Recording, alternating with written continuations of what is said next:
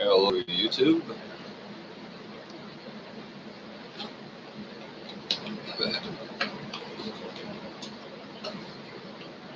Don't burn the retarded. Um, let's see. This is actually going to be kind of a loaded video today. I've got actually a lot of topics to talk about. I don't know if the news cycle has been that much more busy than usual. I just know I have a lot to talk about, including Eric Garner. I've got some good news about that. So if you supported Eric Garner, the guy that was choked to death, that's good. There's something good that happened about that very recently. I'll get to that in a minute. But first, I want to say about Trump. Supposedly, he put out a tweet with like a big Trump tower. He said, "I do not want to do this to Greenland," and I'll take him at his word. I don't know if we're still going to end up buying the country or what's going to go on there. Supposedly, he said he wanted it, or they're saying he wants it for strategic reasons having to do with Russia or something. And if that's the reason for it, then okay, I'm not against it. And I would like to go on to say one thing about Russia. I honestly don't think Russia cares what we do, or what we do whatsoever. So much so, I think they have one thing in common with Americans, and that is they can't find us on a map either. But because we can't find ourselves on a map, and neither can they. But if you think you need it for strategic reasons, then I have nothing against that, as long as we don't extort or destroy their wildlife or destroy that country, then I don't really care, So beyond that, what am I going to talk about? Let's see. Oh yeah, Eric Garner. I'm going to start this with Eric Garner death, because I was talking about that. But I got good news about that. The policeman that killed Eric Garner has been fired. So finally, after 5 fucking years, or whatever it's been, of this guy, having killed this person. It seems like it was not that long ago. It seems like more like 2 or 3 years ago. But okay, 5 years of this guy having choked to death, murdered Eric Garner for selling untaxed cigarettes. Again, for selling cigarettes, he was choked to death, murdered, and it's on camera. And keep in mind, if anyone else had done that, they would be in prison, and it should be. It took them 5 years just to fire this guy. Damn. 1 minute.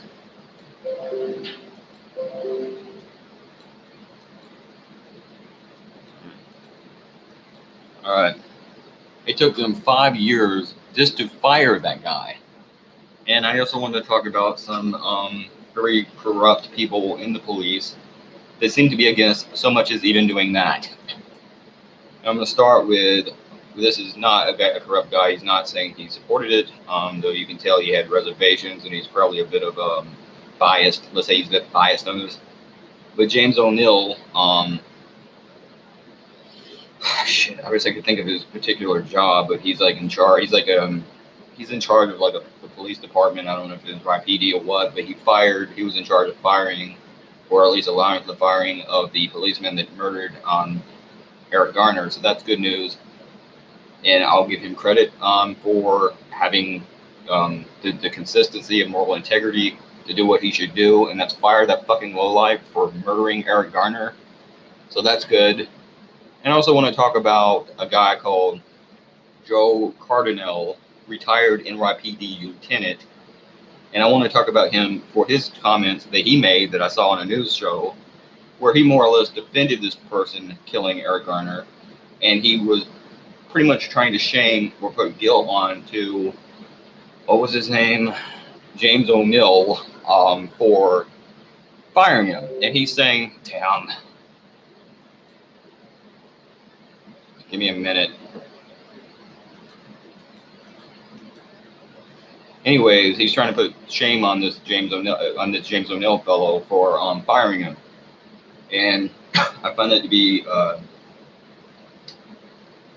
not only quite ridiculous, but disgusting. And how you have the nerve to try to defend the choking to death of a black man, an unarmed black man.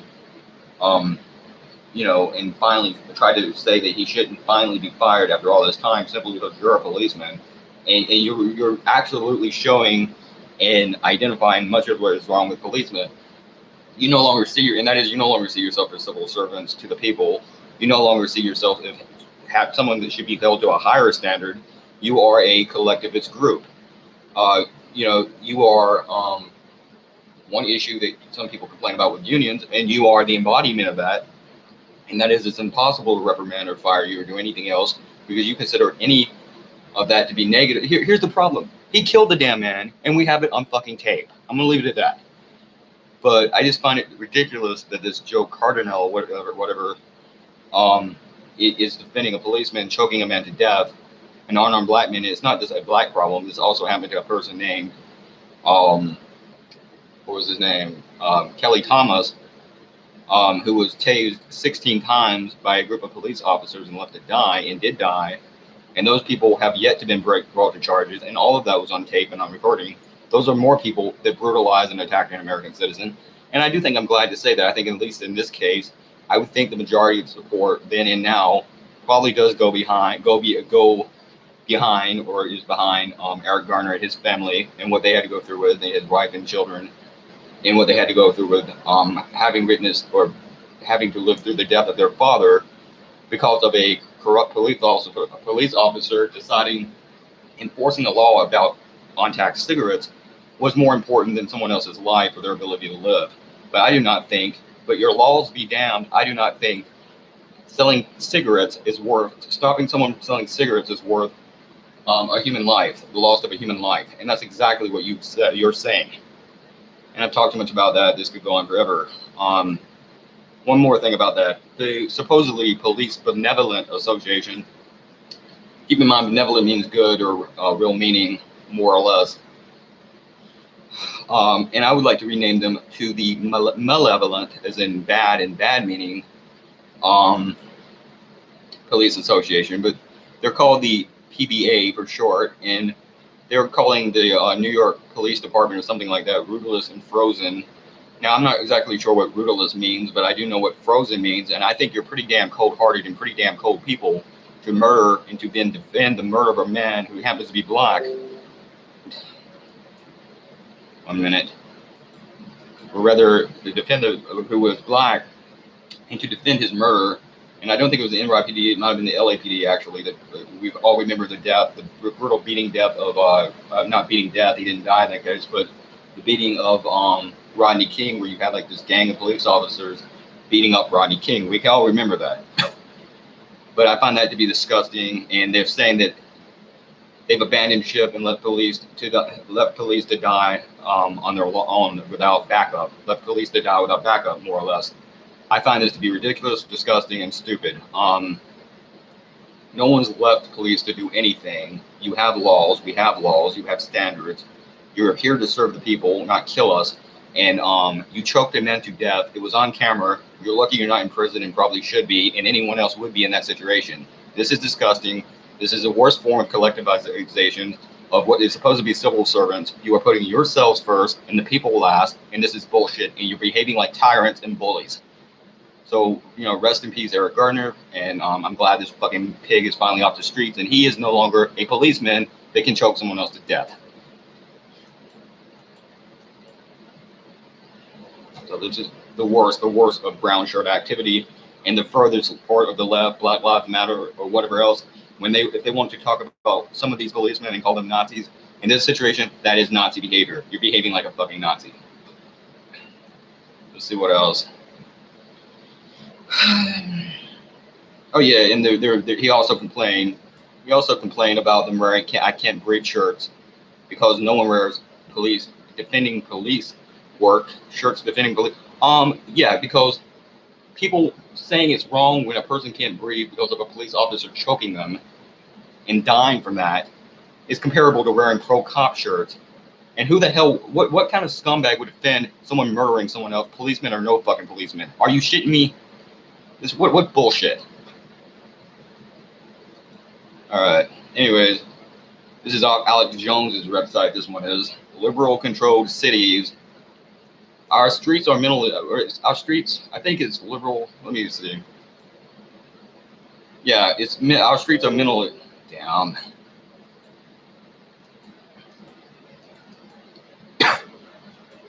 Our streets are mental institutions.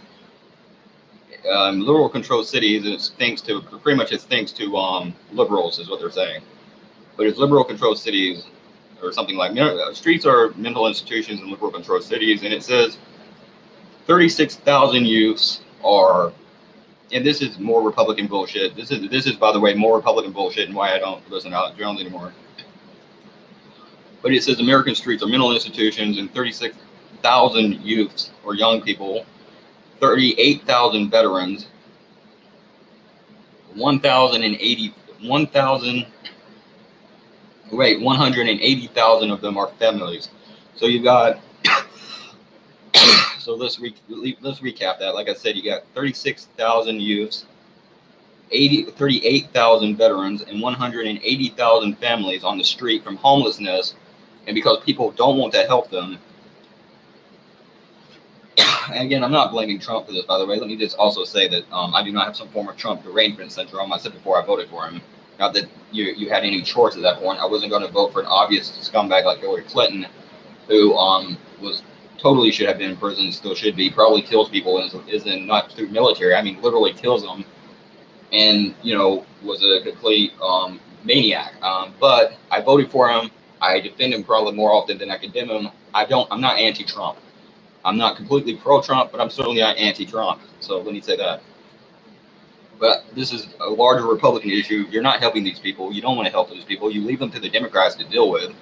And then they try to help them in the best way they can. They set to the side various spaces for them to go, from my understanding. They try to, obviously, through community help, community organizing, and through charity and things, they want to build up areas, and they take tax dollars and everything else to try to help the homeless. They could probably do more, and I don't think they're doing enough.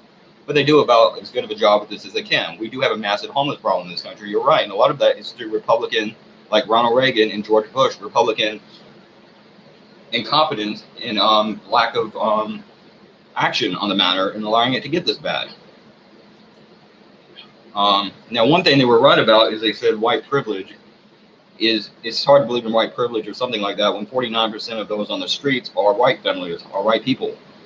But it also says that homelessness is pretty bad all the way around because blacks and Native Americans are larger the proportion, or rather the larger. It's hard to believe in white privilege when the majority of the homeless, or the largest one group of homeless people, are white. But also it's bad all the way around because the black and the homeless population, or the amount of homeless black and Native American and Hispanic people, are larger than their numbers in the general population.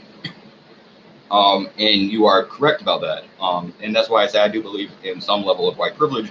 But as he says, the majority are white, and I think that is over-exaggerated. I think the main issue is class privilege. But I do not see white privilege or race privilege the same way I do gender or male privilege. I think that there is probably no truth to male privilege. I do think there is some truth to white privilege, but it's over-exaggerated.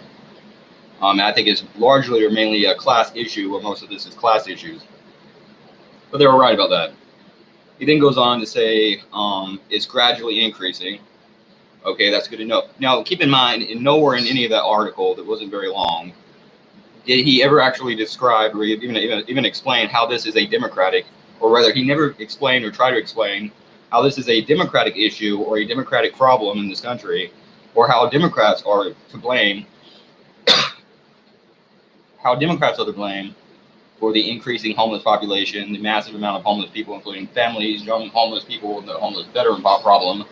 Many of these wars, by the way, begun by George Bush and some by Obama, but still, he never explains how the Democrats who control these cities are to blame for the homeless problem. He never does that, because they're not. At least certainly no more than the Republicans are. And someone else left an interesting comment that I'm not completely sure if I agree with or not, but it's an interesting one. And he's right on some level, because he says that, and this was a comment left in this article, Rush Limbaugh mocked homeless people. And the problem is not Democrats aren't to blame. The Republicans like Rush Limbaugh, and he pointed him out specifically for some reason, but he talked about he used to mock the homeless. And I would like to add to that, someone who is a controversial figure, some of you might like, some of you might not like him, but I like him, is Larry Flynt, and he's a free speech icon.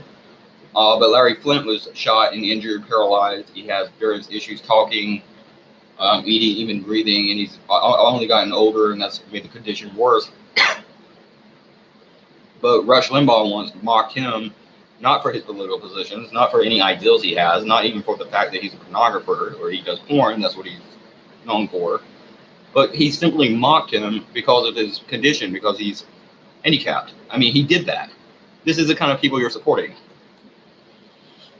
But anyways, he mocked homeless people, and he forced liberals who hate all things Rush more or less to embrace and cater to every need of the homeless people. Now, I'm not saying if I agree with that or not, but they catered to every need of the homeless, and this made the West Coast, or perhaps the more liberal part of the country. So then again, you have places like Oregon that I don't think is in the West Coast, and some other places that are pretty liberal. But it made places like California, San Francisco, LA, Los Angeles, so forth, it made them very attractive to the homeless population. And they obviously, a minute. Anyways, it made them very attractive to the homeless, and that never would have happened if Limbaugh had kept his mouth shut. Now, I'm not saying if I agree with that, but it makes as much sense as anything Republicans say, so good for him. Trump is ahead of any Democrat, and this is, I guess, where the feminists will find out how sexist this country really is if she does get the nomination. Because I see no reason why a Trump supporter would not vote for Tulsi Gabbard, unless maybe it is because she's a woman, and she's also Orion, so maybe it's a racial and gender thing, who knows, but Trump is 1 point advantage ahead of Joe Biden, and they only ask about a few of the candidates, so that's interesting. Sanders is only up by 1 point, Trump is ahead of 1 point of Biden. Like I said, one of my favorite candidates is because he's so crazy. Sanders is also 1 point, Trump is 1 point ahead of Sanders and 2 points ahead of Harris. Now, that might sound good, but I want to say this. Trump is up 1 point from Biden and 1 point from Sanders, and he's also 2 points up from Harris. Now, I want to say this. Well, what was I going to say? But he's up 1 point from Sanders, and yeah, 2 points ahead from Harris. I'm sorry I fucked that up, but that may sound good, but how the hell was Kamala Harris up that much? I don't know, knowing what I know about her, former prosecutor, put people in jail for marijuana use, totally hypocritical, was incredibly involved in truancy and separating families based on truancy laws that largely affected and impacted poor communities. Very interesting how she's even doing that good. And I want to say something about Warren. He's up, I think, 2 points from Warren, Elizabeth Warren. She recently apologized for some of her remarks about being part Native American or something like that, or at least I heard she did. Now, let me say this. I don't know if that's a cultural appropriation thing or what, and I know she has a lot less Native American in her than I do. But first of all, there is the 1 drop theory, or 1 drop of blood theory by the Cherokee, that 1 drop of blood, like whatever. But beyond that, I am part Native American. I have a lot of Native American ancestry. I'm probably more than a quarter Native American. Now, I'm not Native American. I don't consider myself to be Native American. I have Native American. But with that being said, I am part Native American. And if somebody asks me if I'm part Native American, I'm going to say I'm part Native American. You can call that cultural appropriation or anything else you want. But I'm not going to stay here and lie and say I'm not. What the fuck good does that do? So anyways, he's up 2 points from her. And obviously the gay dude is 3 points down behind Trump. So good going, America. Very progressive. I'm glad to see you love your gay population so much. Anyways, that's about all of that. There's a transgender axe murderer. I think I'll talk about that later. But I'll start talking about that. And of course, you found 1 transgender person who did something crazy somewhere in the world that had nothing to do with even being transgender.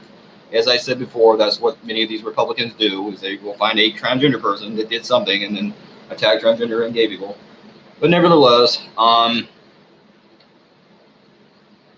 that's about that. Remember, between 50 and 120 children die every year from genital mutilation or circumcision, and I would rather you not circumcise your children, and you should learn more about that. P666.